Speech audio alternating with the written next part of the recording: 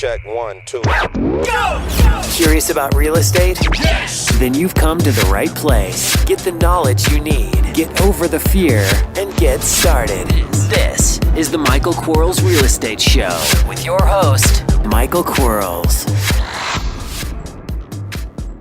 Hello, everybody. Michael Quarles with the Michael Quarles Real Estate Show. Welcome to podcast episode 289. Hopefully, everybody enjoyed podcast episode 288. I sure had fun talking about goal setting and how important that is, especially those affirmations, people. Man, tell yourself why you're a good person. Tell yourself why you're fighting and wanting to do more and better stuff in life. Tell yourself all the positive about you, and then tell yourself why you think that's important. But today, I wanted to talk about two things that I think are highly important in your real estate investment career. One, business names, and two, business location or business address. So I want to talk about a little bit about both and give you my thought, and hopefully it helps. Here we go. A lot of folks will name or want to name their business after what they do. Kind of makes sense. You know, if I'm a real estate investor who flips houses, maybe I want to name my business I Flip Houses Incorporated. Seems reasonable. Or I Buy Homes, or I Buy Houses, or Home Corp, or something that describes what we do to the public. The problem with that, the big problem with that, is it describes what we do too well for a certain part of the public.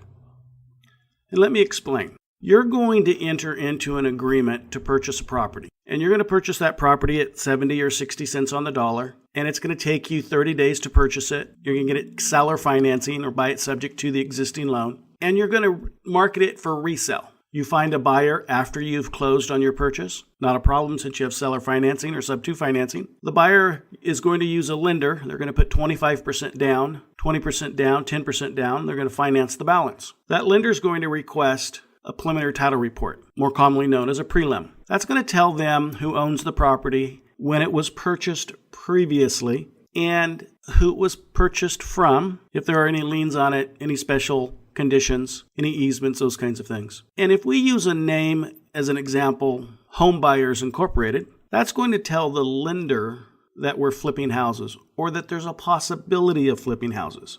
Now, naturally, if we're going to hold on to houses and we're going to keep them more than 90 days, it's not going to be an issue. But if we're going to buy a house at 60 cents on the dollar, and for round numbers, let's call we bought a house that was worth $100,000, we bought it for $60,000, and within 30 days, we're going to go ahead and flip it to a buyer who gets financing. And the name of our business is Home Buyers Incorporated. Their lender may look at our transaction harder to confirm things like seasoning and fraud, and they may order a double appraisal. They may have conditions. They may not, in fact, fund the loan. They may require you to wait 60 days. They may require you to show that you've improved the property and aren't just inflating the value from what you paid for it to what is actually the fair market value. But keeping in mind, a buyer is what sets price, not the seller. So you as the buyer were able to buy it at 60 cents on the dollar. Therefore, that must be what it's worth to the lender. So they're going to scrutinize these transactions when they find a transaction with short seasoning and the name of the business implies that you're a real estate flipper. So here's a quick list of words not to use in your name. Now, I know some of these words, you just want to use them. They make sense. They're good words. There's nothing wrong with them. None of them are evil. They're really good words, but just not for flipping. If you want to name your LLC with these words that you're going to hold on to property, not a problem. If you plan on holding all your properties at least 90 days, not a problem. But if you plan on flipping property, do not use these words in your business name. First word, property. Don't want to use it. For that matter, second word, properties. Investments, investors. Buyers, flip, flipper. Realty, land, rentals, home, house, and real estate. Try to avoid these words in your business name that you're going to flip houses in. Again, you hold the houses for 90 days, not a problem. If you hold the houses as passive income in an LLC, not a problem. We're only talking about what to call your business if you're flipping houses. Here's some examples of some names that people have used. These are actual, true names that people have used to call their flipping business. And as you can see as I read these off, obviously it's going to tell the loan underwriter who's going to approve the loan to be cautious about a flipping investor being involved. And they're going to look at seasoning, they're going to look at fraud, they're going to look at valuation much, much harder. So I Buy Houses Incorporated. Great name, love it. Absolutely love it. It would be a great name for my marketing side of my business, but not my buying side. House Buyers of America. Boy, you can't get any more clear than that. Houses Incorporated. Homemaker LLC. United Home Buyers of America Incorporated. Genesis Realty Holdings LLC. Capital Realty Fund. Aztec Investments. Tim Investments. HomeQuest Investments, InvestCorp. These are all really great names if you're going to hold property. If you're going to hold property more than 90 days and flip it, they're great names. They're not great names if you plan on flipping property within 90 days of ownership. Let me give you some examples of names that would work fine. Artist Bella Group doesn't say what they do. No clue what that is. I'm going to guess at the next one, Mocha Group LLC. Have no clue what that is. Perfect name for a house flipping company. JLR Enterprises LLC. Have no clue. They could buy swimming pools. They could be clothing outfit. I have no clue what the Porter family. Outstanding. Doesn't say anything. J&C Capital. That kind of implies money, but doesn't say anything about house flipping. Ricky Lucy. Yeah, they must like the Lucille Ball show. That's the only thing I can think of. And quite frankly, I use BSFF. Doesn't say what I do. Although BSFF says buy, sell, fix, flip. Go figure. So I can say what I do inside of my initials of my name. So when you consider the name that you want to name your business for your house flipping business, be conscientious and careful and choose the words correctly. Having a name that doesn't mean or imply anything is better. So now let's talk about business address. Man, we get this thing wrong a lot, and there's some easy, super easy solutions. So let's dive into them. A lot of times I get asked this question, Mike, what should I use for my return mail address or an address on my business cards? And although that's a simple question with a real simple answer, the answer could also be a little bit more complex than simple. But let's first talk about the 3 things that you never, ever want to use as an address, or the 3 places that you never want to use as an address on your business card or correspondence going out in the mail. First and foremost, never use your home address on your business card or any correspondence going out to the public for marketing. You can use it on a contract or a place for escrow to send documents after you've purchased, but never use it as an address for marketing. Thanks for listening. We'll be right back. Are you running out of leads? It's time you tried Yellow Letters at yellowletters.com. Get motivated seller leads through yellow letters, postcards, zip letters, typed professional letters, greeting cards, door hangers, and business cards. Yellow Letters is a full-service marketing company created with your success in mind. Get the personal attention you need to get your direct mail campaign started and get in touch at yellowletters.com. And we are back in 3, 2, 1. The second place you never want to use as an address for marketing. And this would only apply to those of you who are real estate brokers or agents or realtors. Never use the place of your brokerage as an address on any of your advertising correspondence. What will happen is people will walk into that brokerage and assume that brokerage wants to buy their house, and they're going to link the two when there's no linkage. And there'll be complaints by other realtors. There could be complaints by the Department of Realtors itself. Your broker's not going to be happy. Never use your broker's or brokerage address for any advertising correspondence. Third place, never use your place of regular employment. So if you're a school teacher, don't use the school address. If you're a fireman, don't use the fireman address. I know this kind of stuff somewhat makes sense, but I've seen a lot of folks out there that just use the wrong address, and it just causes them so many pains and troubles down the road. So the 3 things addresses you never ever want to use. 1, never your home. You do not want strangers knocking on your door. Never your brokerage or the place that, if you're a realtor, your broker's office. If you're a broker, your brokerage's address. And never your work. So what address do you use?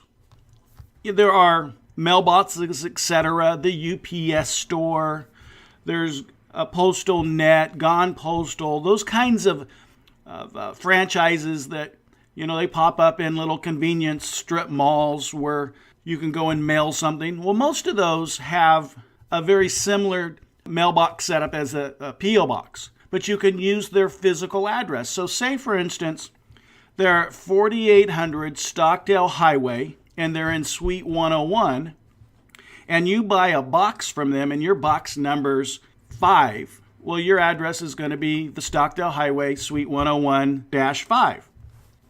To the consumer, it looks somewhat like a normal address, but more businessy than residential, which is okay. The negative, if there is any, is that some consumers will go down there and then learn that you're just maybe trying to hide something, which you're not. You just don't want folks that are different than we are showing up our front door.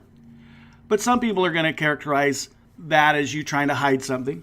Another address that you can use is the post office. However, that would probably be my last choice, and for a couple different reasons. It's time consuming to go out to the post office all the time and check your mail, and some of the stuff that we're going to get, we want to have it in a timely manner. But secondly, it just really tells the consumer that we're trying to hide. And that's not necessarily the thing that we want to convey to the consumer. Although, businesses have been using P.O. boxes for a long time, and that's fine for billing and receiving of funds and those kinds of things. For advertising, it's not the best thing in the world to use. You could, and some post offices are allowing this, and some, you want to check with your local post office. You could use the post office's physical address and then your box number. So whatever address they are, instead of doing P.O. Box 1700, you would do 123 Main Street, number 1700. You should get your mail, but you want to check with your local post office and make sure that they're comfortable doing that. More and more they become comfortable doing that with the changing society and what have you. So check with them about that. That would be a good alternative if you want to use a P.O. box, and the inconvenience of having to travel to the post office isn't so bad for you.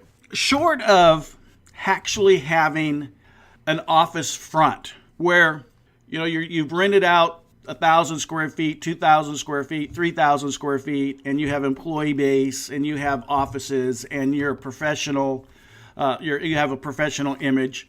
Short of that address, the next best address for you to have, in my opinion, is, and in most large metropolitan areas, you're going to have this kind of service. It's called an executive office service. So what that is it's a person who's gone in, and maybe they've leased like 10,000 square feet of an executive office, commercial office setup, and they've subdivided that into individual offices. And then they have a conference room, or actually 2 or 3 or 4 conference rooms. They have someone a receptionist at the front. They have seating for guests to sit at while they're waiting for someone to greet them. So it's an executive professional suite. Now, with those services, you can actually rent an office, that little 12 by 12 little thing with a desk and a phone and what have you. And you could call that office, which is fine. Absolutely, to get a start there, absolutely fine. But you don't have to go quite that far. They will actually, some of those, and most of them actually, have a service where they can accept your mail for you, which is really cool. They can be your storefront to say, kind of thing. So if you had an advertising piece that went out and someone came to see you, they would come in and they would say, "Is Michael there?" And they'd say, "No, he's not." May take a message for him. And then they would get you that message. And you really don't have an office there. They're just accepting your mail. But what's also really cool about it is you can rent by the hour the conference room or rentable by the hour office. Well, so let's assume for a second that you want to meet a seller at your office and you want to send them to this location. Of course, the receptionist knows you by then because you've gone in there and introduced yourself. So here someone shows up at this executive office suite. You look really super professional. They get greeted by this person at the front. They get to be seated. They'll be asked if they want some coffee, some water, what have you. When you come out to greet them, you're going to take them back to what looks like your office or the conference room, and you're going to sign whatever you need to sign, meet, and do whatever you need to do. But you look super, super, super professional. And this kind of thing costs like a couple $100 or less a month. So it's super, super economical, super convenient, and super professional. So think about that choice and having that set up. And if you're in a big, huge area, let's say you're in like Dallas or Houston, and traveling across town is like a long way. In Bakersfield, it's not that long. You may want to set up in 2 or 3 of those locations. Yes, you're going to have 2 or 3 of the expenses, but you want to make it convenient for your consumer. And again, it's not a permanent location. You're just accepting mail and you're meeting your clients. And what's really one of the bonuses to these kinds of executive suites is most all of them have a notary's public service. So you can get documents signed there. You can make copies there. You can do all kinds of little things there. Call it home for the moment. Be professional. Look professional. Buy some houses. Well, guys, until next time, take care. Bye-bye. Thanks for listening to the Michael Quarles Real Estate Show. Get more info and stay in touch at michaelquarles.com.